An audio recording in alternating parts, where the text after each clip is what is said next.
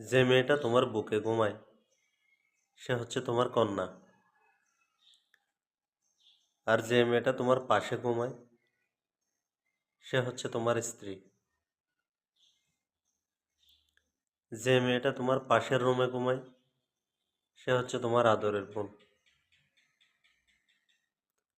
আর যে মেয়েটা তোমার জন্য রাতের ঘুম নষ্ট করে সে হচ্ছে তোমার গর্ভধারিণী মা। আর রাস্তাঘাটে যখন কোনো মেয়ে হেঁটে যায় সে মাল হয়ে যায় কেমনে?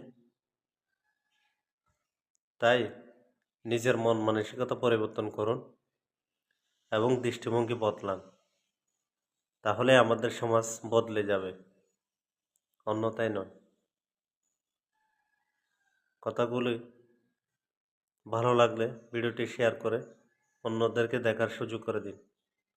ধন্যবাদ।